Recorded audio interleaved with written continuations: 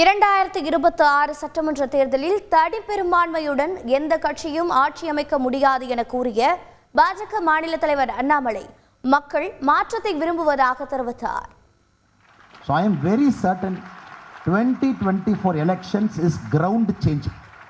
இது ஒரு ground shifting எலெக்ஷனாக இருக்கும் என்பதிலே முழு நம்பிக்கை. Today we have a lot of belief. Tamil Nadu change ஆயிருச்சு, கிரவுண்டு மாறிடுச்சு, களம் தயாராக இருக்கு. அதனால் இந்த தேர்தலை பாருங்க சார், ஏன் மனசில் ஒரு நம்பர் வச்சிருக்கேன். If I say that number many of you might be shocked also because this is going to be tsunami of an election in 2024. இது நீங்கள் நினைக்கிற மாதிரி இந்த இன்க்ரிமெண்டலாக அப்படி சவுத்தில் பிஜேபிக்கு ஒரு 2 வருமா, கொங்குல பிஜேபிக்கு ஒரு 2 வருமா, அப்படியே பிஜேபி இங்கே 1 வருமா,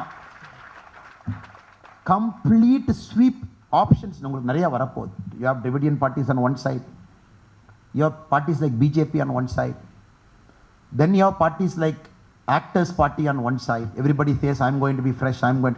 So உங்களுக்கு சாய்ஸ் நிறைய இருக்க போகுது. You will have lot of choice.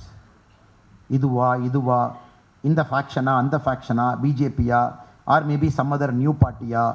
So Tamil Nadu தான் சார் இந்தியாவிலே அதிக பொலிட்டிக்கல் பார்ட்டி, 2% மேலே ஓட் ஷேர் வச்சிருக்கிற பார்ட்டிஸ் அதிகமாக இருக்கிறது தமிழ்நாட்டில். ஸோ 2024 to 2026 என்னை பொறுத்த வரைக்கும் sir, it will give 2 things.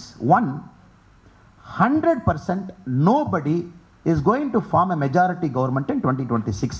500 நாட்களுக்கு முன்பு 234 தொகுதிக்கும் பாரதிய ஜனதா கட்சி உங்களுக்கு வேட்பாளரை அறிமுகப்படுத்தினால் 2026 பாரதிய ஜனதா கட்சியினுடைய காலம். திரும்ப we will not see one party in Tamil Nadu who will say I got 118, I got 130, I got 150. That is gone sir. அதாவது 2021 முடிஞ்சு போச்சு.